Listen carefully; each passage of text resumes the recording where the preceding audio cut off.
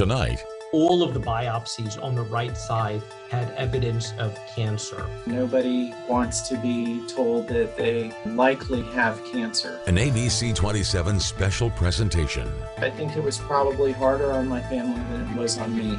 Prostate Cancer, a Matter of Facts. Sponsored by Penn State Cancer Institute. Good evening, everyone. I'm Amy Kem. September is Prostate Cancer Awareness Month, and in 2021, other than skin cancer, prostate cancer was the most common type of cancer in American men. The American Cancer Society estimates there will be more than 240,000 new cases of prostate cancer and more than 34,000 deaths. Tonight, we will meet patients who, through early detection and advanced treatment, have survived their battle with this disease. We will also explore when surgery is needed for treatment, what are other treatment options, and why is screening so important. Plus, we'll visit a new cancer survivorship resource center started by Penn State Cancer Institute. Also, doctors from Penn State Cancer Institute will be answering your questions in a live web chat. To have your question answered, visit abc27.com/prostatechat. But up first tonight, when a local surgeon found himself as the patient in the operating room, the role reversal resulted in a life-saving procedure. Denise McCracken has the story. Hi, Denise. Yes, hi, Amy. Dr. Brian Clark was always very good about scheduling his regular preventive care appointments. A screening at one of those appointments, though, resulted in a surprising diagnosis. Here's his journey. When not performing surgery or seeing patients at Penn State Health, Dr. Brian Clark uses his time to stay fit. 3 years ago, while his physical appearance and stamina appeared healthy for a man in his early 50s, a few routine screenings revealed something wasn't right. One of them was to get a prostate-specific antigen test, which is a PSA test, and that is a screening tool for prostate cancer. So up until that point, I was otherwise asymptomatic. I was living life and had no symptoms whatsoever. The test came back with an elevated reading. His initial PSA test came back in the 7 to 8 range. And PSA, just for reference, it's a protein and it's released by the prostate. So any man with a prostate will have a PSA level. I was relatively young and otherwise healthy and did not expect it to be prostate cancer. But we repeated it, and on the repeat test, it was elevated again. And at that point, I met with Dr. Rahman. So for a 50-year-old male, normal PSA is about 2.5 to 3. So Dr. Clark's value was about 2 to 3 times greater than what we would have expected. A physical exam followed, and then an MRI. The arrows and the marks show us that on the right side of the prostate, that he had multiple areas extending all the way from the base of the prostate to the apex of the prostate. That was consistent with a mass in the prostate. So that was the day of diagnosis. And I remember that day, and we'll always remember that day. It was a surprise, not just for him, but would be for any of us, that this could be brewing along even when he was physically feeling well. Now that there was a diagnosis, talk turned to treatment. We talked about surveillance, we talked about a surgical approach, robotic radical prostatectomy, as well as radiation therapy associated with a short course of hormones. The shoe was on the other foot. I am a surgeon. I'm a heart surgeon for babies. I'm a pediatric cardiac surgeon, and I operate all the time and have for decades. Dr. Clark chose a similar path. He opted for surgery. That was the treatment that was the most likely to be associated with a cure and a long life following the treatment. Then one surgeon handed the tools and trust over to his colleague. I sheet a little bit further away from the prostate, leaving a little bit of tissue on the prostate as an insulation per se, to make sure that we achieve a negative margin, meaning no cancer that's penetrating through these tissues. The same day after surgery in the evening, I was up and walking with my wife, walking the halls of the hospital, which is good for your recovery. So I went home the next day on a Saturday, And then, the remainder of that week, we walked outside. 6 weeks later, his PSA levels dropped to an undetectable level. And now, 3 years after his diagnosis, he and his urologist are encouraging other men to keep up with their regular screenings. This is really one of those great examples of why screening is so critical for this disease. I had a silent prostate cancer that didn't just crop up. It had been there for a long time. And if I waited another year or 2 or 3, then it would have continued to progress, and I may not have had the same great result that I have had if I had waited. Dr. Clark said he and his family plan to visit some national parks to go skiing together this winter. And in the past 3 years since the procedure, he's had no signs of recurrence. Amy. Thank you so much, Denise. Joining us is Dr. Jay Rahman, Chair of the Department of Urology at Penn State Health. Good to see you, Dr. Rahman. Dr. Clark really didn't have any symptoms at all. Is that typical? Yeah, it's a very typical scenario for men diagnosed with early stage prostate cancer. Namely, they're asymptomatic and the cancer is detected, as he mentioned, either through a blood test called PSA or a rectal examination that feels for lumps or bumps in the prostate. Frankly, when patients start having symptoms like bone or pelvic pain, blood in the urine, or weight loss, they unfortunately typically have a later stage or more advanced disease. This past year, we know many people, particularly men, have put off screenings. But why are those screenings so important? This has been a really tough year for healthcare maintenance for men and for women, just due to the focus being on COVID-19. And you're right that many routine screening evaluations have been pushed off. But my message for our viewers and our listeners is that screening is critical to identify early stage disease. That's true for cancers, whether it be prostate, colon, or breast. It's also true for non-cancerous conditions like high blood pressure, diabetes, elevated cholesterol, and timely recognition of these issues allows for lifestyle changes and then treatment to be started. So back to Dr. Clark, he decided to have surgery, and why was that recommended for him?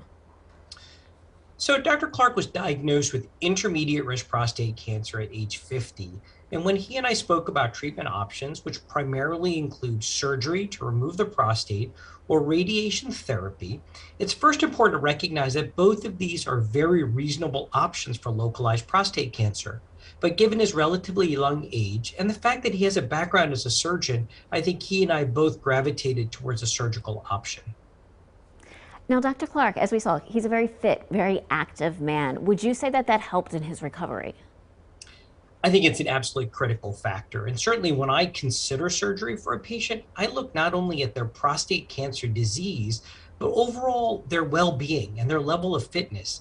My belief is that these are critical factors that allow us to know whether a patient will recover well after surgery and whether they'll be satisfied with the outcomes after surgery. In fact, my standard practice is before surgery, I have patients walking and exercising 30 minutes a day and engaging with a pelvic floor therapist to maximize the recovery afterwards. That's so interesting. And then, of course, you know, men can go on to live amazing lives after a successful treatment for prostate cancer. What sort of outcomes do you see? Well, I think men have 3 goals after prostate cancer treatment. First and foremost, they want to be cancer-free. And then they want to maintain urine control or regain their urine control after a surgical operation. And finally, regain their baseline sexual performance. And obviously, although number 1 is paramount on this list, I think the goal for all patients is to successfully achieve that trifecta of all 3 I mentioned.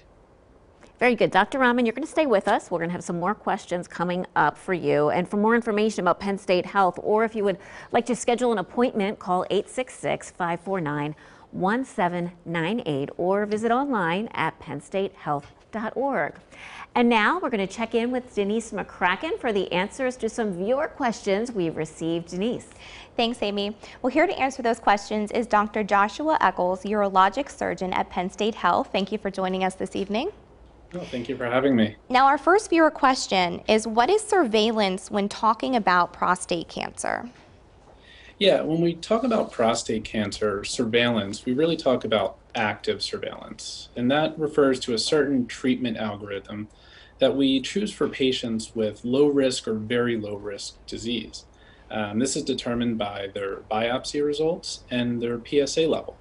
In these patients, when they meet these criteria, we recommend them on active surveillance, which includes repeat biopsies throughout a couple of years and then down the road, as well as repeat PSA levels and then repeat prostate exams. And our next viewer asks, we often hear the term care pathways when it comes to treatment. What exactly does that mean? Yeah, so care pathways can be interpreted a couple of different ways. First of all, care pathways can be related to the risk disease that they have. So when a patient is diagnosed with prostate cancer, they're stratified into a risk category. Based on that risk category, they can be pushed into different treatment options, one of them being active surveillance, surgery, radiation, etc.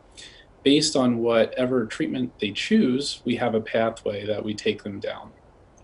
Additionally, if they choose to undergo surgery with us, we have very special pathways for our patients recovering from surgery. This helps to streamline their recovery and also hopefully minimize whatever complications could occur. We try to provide the best care that we can for all of our patients. Wonderful. Well, thank you, Dr. Eccles, for joining us this evening. We appreciate your time. Yeah, thank you for having me. And if you have questions, you can join the live web chat right now. Go to abc27.com/prostatechat. Stay with us. We'll be right back.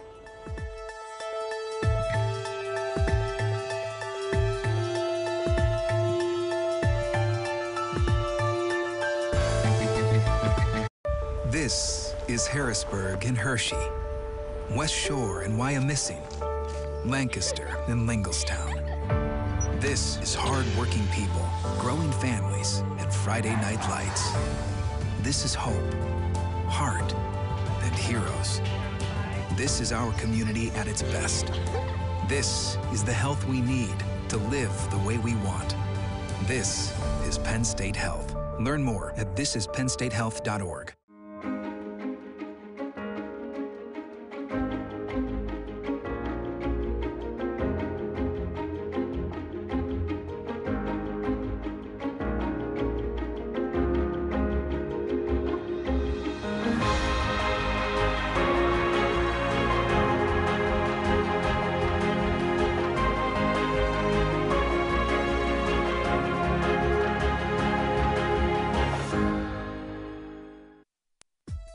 You're watching Prostate Cancer, A Matter of Facts on ABC 27, sponsored by Penn State Cancer Institute.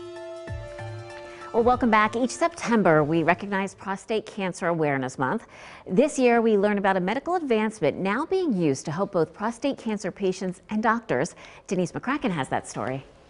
Thanks, Amy. Yeah, most people have heard of a CAT scan, but a PET scan is a little less well known. For one Cumberland County man, this imaging tool became a game changer. Here's his story. So we purchased some kayaks probably 4 years ago. We kind of enjoy getting out, getting on the water, enjoying nature, getting out and traveling a little bit to different areas and going kayaking. It was smooth sailing for Jeff Miller until he noticed he was making more frequent trips to the restroom. That kind of impacted my ability to go out for longer periods of time. It kind of impacted our traveling to and from different places to go kayaking.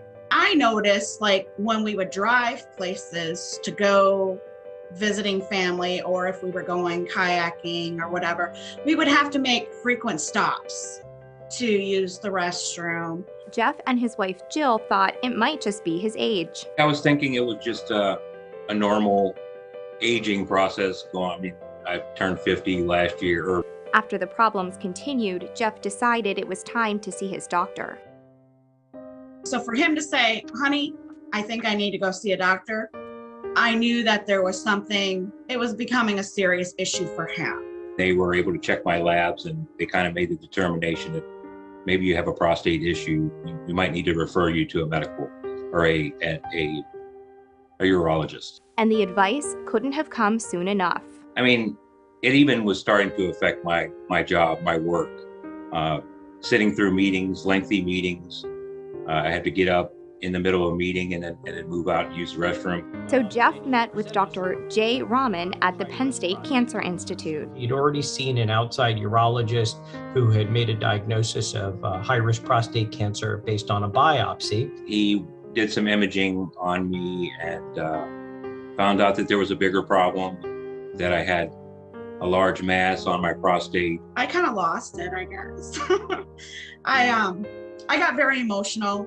It was scary. What was going through my mind is, how is this going to affect my future and being able to do the things that I want to do?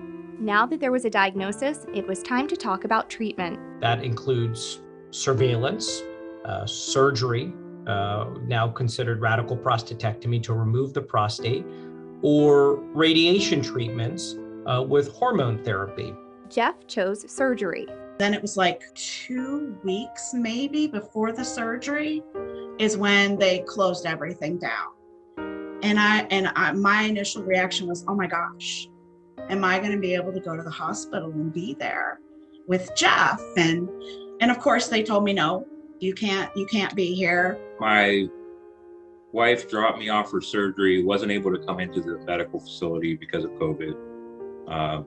She was at home kind of worrying about the surgery and worrying how I did. I think as with most things, it was a risk benefit, but for him, with a young man with aggressive prostate cancer, I think the benefits of having treatment early outweighed any of the risks associated with a COVID exposure during that time. Of course, there's a little bit of a recovery time after that kind of surgery. So still recovering, going for regular blood work to, check the prostate to make sure that there was no residual there, and everything was clean. Life resumed as normal for Jeff until 1 year later. The PET scan indeed showed that he had a single lymph node on the right side of his pelvis that was PET avid, or it looked hot. And this was above where I had done the lymph node dissection. And so it gave us a target where his cancer may have come back to. So Dr. Rahman called my phone instead of Jeff's cell phone. And he's like, do you guys have a minute to talk? And my heart sunk. It wasn't good news for sure. It was back to the operating table for Jeff. The understanding is that by removing this lymph node, if it had cancer, we would hopefully remove the cancer and then we would continue to follow. And obviously, if there was recurrence, then we would default to a pathway of radiation and hormone therapy. It wasn't as big of a procedure. It was just an outpatient procedure. So, and I was able to bring him home that same day. He's recovered very well overall. He's now several months out from that operation. And for now, it's back to smooth sailing for Jeff, Jill, and their extended family. He's like he was before, doing really good, enjoying life. I have a couple grandkids as well. So just enjoying time with the family and being able to do those things is a big thing for me. And I'm glad that I'm where I am today. Jeff is doing very well these days. He will continue to have regular prostate tests every 6 months from this point on. Back to you, Amy.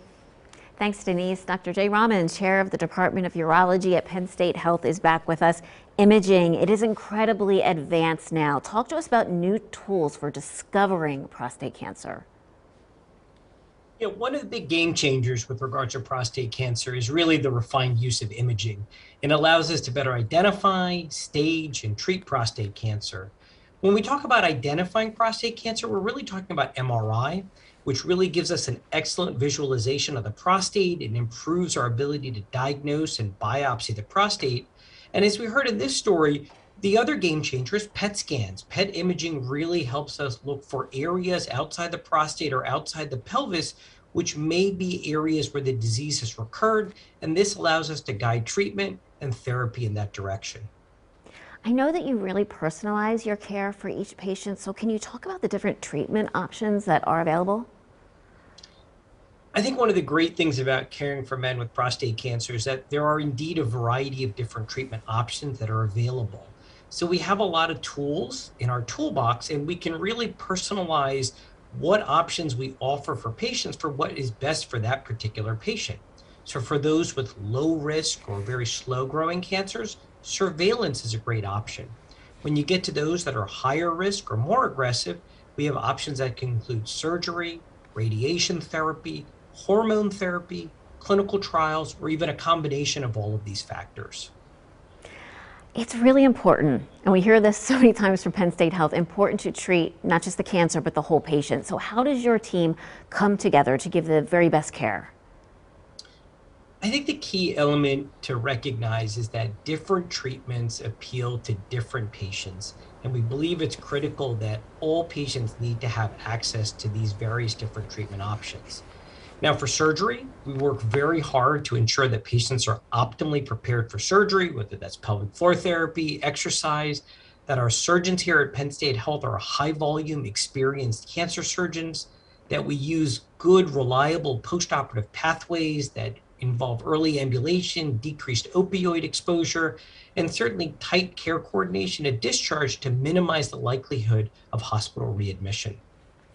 Right now, Penn State Health is growing, especially there on the West Shore. So tell us how you really do offer patients the care they need when and where they need it. I think one of the central missions is to use our growing health system to deliver high quality care, both on the West Shore and even beyond that. And between the acquisition of Holy Spirit Hospital and the new construction at Hamden Hospital, we now have the footprint and the physical presence to do so. And accompanying this has been the ability to recruit seasoned urologists, including urologic oncologists who provide high-level cancer care on the West Shore. So by integrating those team into our framework of our clinical and our research missions here at Hershey Medical Center, the presence not only expands to the West Shore, but certainly to other areas of central Pennsylvania. Good to talk with you this evening. Thanks for your time, Dr. Rahman. Thanks, Amy.